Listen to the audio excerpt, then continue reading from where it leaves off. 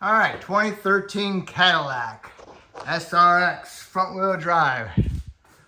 They come in all wheel drive, but this is front wheel drive, and I'm gonna do a rear hub bearing, front wheel drive. First you wanna do is jack it up, support it. You wanna be able to get underneath it pretty good. So make sure you get it up in the air. You wanna remove your tire. Those are 7/8 for the lug nuts. And you wanna remove your little rotor retainer. That's a T27, so you want to remove that. Sometimes they don't come off. You have to get them with a die grinder and put an X on them, and hit them with a chisel and bust them off. And then you can hit the rotor and bust the rest of it off, and then remove it when you get the rotor off. The hub, but we're replacing the hub. So next you want to do is remove your caliper. You don't have to remove the caliper. You can take the caliper bracket off with the caliper, and it's held on by two 18mm bolts, and they look like this, and they go on the back side. If you want to take the caliper off, then you got the 14 right here, and you remove them. 14 or 13, I think it might be 13. So you remove those and you pull the caliper off. Then you want to remove your caliper bracket. All right, so there's your caliper bracket bolts. Wiggle this thing off of there, get it off, bring it over here, and hang that puppy up. All right. Next you want to do is remove your rotor. Spray it some penetrant. Hit it, smack it with a hammer. Okay, careful not to hit the rotor surface with the hammer because you're reusing the rotor. Now, if you notice, this hub bearing is nice and clean. I already did it. So now you got to get this rotor off. It's got parking brake shoes in there, so you need to wiggle it back and forth. Grab hold and wiggle it back and forth. Okay, the rotor is off. There's my old hub. I got a new hub. I already did it, okay? So on the back side, there are 3 bolts. And they go on the back side of the hub. Right here. 1, 2, 3. And they are inside here. This is a front wheel drive, so it doesn't have the axle liner in the way. So you need to remove those 3 bolts. And if you notice, there's a ABS sensor right here. You can't really take it out yet because everything's in the way. So we're gonna wait on that. So we're gonna wait on removing the sensor. I got those 3 bolts out, and I soaked it down with some penetrant, and I used my air chisel with a blunt. It wouldn't come out. So I had to use my hub tamer. All right, this one worked pretty good. Like I said earlier, I had to grind this down so it would fit in here more better. Okay, because I needed that because this needed to clear the parking brake, the backing plate, okay? All right, before I put it all together, I put a bolt in there. I used the factory bolt, but it's got a flange on it. It fits, I got me a regular one. I put it in down here, see? All right, now I can go ahead and put my hub tamer together. Okay, got it all together. See? Oh, that baby fits in there nice, huh? And gives me enough room that I can hit that bolt behind it. And I'm missing the backing plate. All right? So now I'm pushing up against this bolt that's on the knuckle. And just keep an eye on how much you're putting pressure on there. And I used an impact, and I just and I'm watching it work my hub bearing off of there. If it's going and tightening and tightening and tightening, that bearing is not moving, whoa, stop. Because you want to make sure you don't bust your knuckle, all right? But I'm pretty confident this baby will do the trick. All right, so that's how you get your hub off. All right? All right, so now imagine your hub is off, and it's going to bring this backing plate assembly with the parking brake assembly with it. So next you need to do is scrape all the corrosion off the back side of this hub best you can, and then get your, if you got one, an impact chisel with a blunt, and just the hub itself. So try to push it out of that backing plate. If you don't have one, then you're gonna have to have somebody hold the backing plate, and you're gonna have to swing a hammer, and you gotta be careful about the parking brake cable coming through there. And once you get it all separated, then you can go ahead and get access to your wheel speed sensor, because this won't be in the way. And it's a 10mm wrench. You can take it out and take the sensor out, and you can clean that hub up inside there. All right, next. I'll show you that on the next video part. And make sure when you're going back together, take that out. Because once you get the rotor on there, you're not getting that out. All right, this is the hub bearing. I got it out, froze it in there pretty good.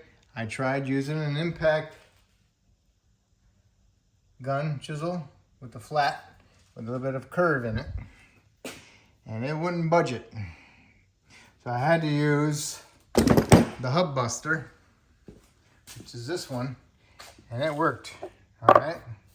In order for this thing to work better, I had to trim that to allow it to fit in here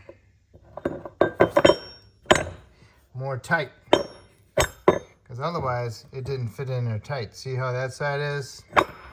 And see how that one is. So I had to trim it.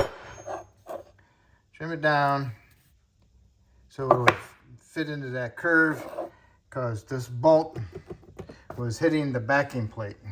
You know, I'll show you this in a second. All right. Okay, now you gotta clean this surface up. That's what the surface the hub bearing bolts to. And then the backing plate bolts up to goes up against the knuckle. And then the knuckle, it's aluminum, so it gets all white corrosion all over it. So you need to clean that surface inside there and get all the corrosion out from inside there. All right, and right there is the hole for the ABS sensor. Now, if the backing plate is loose, you can get access to it. And it's a 10mm bolt. So what you want to do is remove the 10mm bolt. Then go ahead and push on that sensor and push it out. And twist it and pull it. And then you'll have to turn it to get it past that bracket. All right.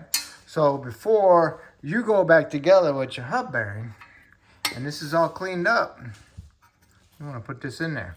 Put a little bit of anti-seize on there and push it in there. And then put some anti-seize on your hub. See, there's that white stuff talking about. So it looks like, put some anti-seize inside there. Put some anti-seize in between them. Put some anti-seize on the back of your hub. And get your hub in there and get your bolts in there. Get your bolts started in the back, 3 of them. Snug them up. And then you want to torque those to 125 foot-pounds. All right, so first thing I'm gonna do is put my sensor in there with some anti-seize on it, and then I'm gonna coat my surfaces with anti-seize, and then I'm gonna put my hub in there and get it snugged up. All right, my sensor's in there with some anti-seize, and the bolt is snugged up. See, there's the sensor, all right? So you can't clean inside there very good with that sensor protruding. You'll end up hitting it and damaging it. So just remove it while you got the backing plate off. More easier. And that hub sticks onto this backing plate pretty good. So I used my impact chisel with the blunt to push that hub bearing out of the backing plate. If you don't have it, you have to use 2 hands. Hold that up and another person swinging the hammer to knock it out. All right, got anti-seize in there. Now it's time for my hub. Get your bolts ready. Okay, got all 3 bolts snugged up. Make sure you tighten them up equally. And then you want to go ahead and torque them to 125 foot-pounds. All right.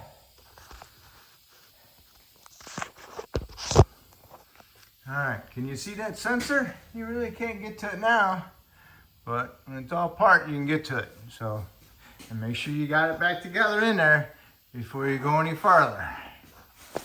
All right, This thing could actually use some parking brake shoes, but if they don't use it, then why do they need it? This is good indication of them not using it. Now, they're flaking off of there. And we'll do that next time with the brakes. All right, now, moving on to the next thing. Now we need to put our rotor on. So this is a stepped hub, so keep this from rusting again. You want to put some anti-seize in here, nice thin layer. And then you want to make sure that this rotor is clean inside here. Make sure there's no rust on it, because rust expands and creates a rotor not to be sitting flat and give you a vibration. All right, so make sure you clean up your inside your rotor. Okay, get your rotor on, line up your hole, put your little retainer back in there if you want, put some anti-seize on it, put your caliper on there with the bracket, get your bolts, there's 1 and 2 caliper bracket bolts. Make sure you tighten those up to 81 foot-pounds. Those are the 18 millimeter headed bolts. They look like this one, okay? 81 foot-pounds. All right, and if you took the caliper off the bracket, and you got these 2 caliper slide pin bolts, and those are 28 foot-pounds. All right, and next, pretty much all done. If you're gonna do the other side, you can go do the other side. But if you're only gonna do this side, then go ahead and put your tire on and torque your lug nuts to 100 foot-pounds and lower it down to the ground and go inside the vehicle and start it up and pump your brake pedal. Make sure you have a decent firm pedal before you put it in drive or reverse. And that will complete it.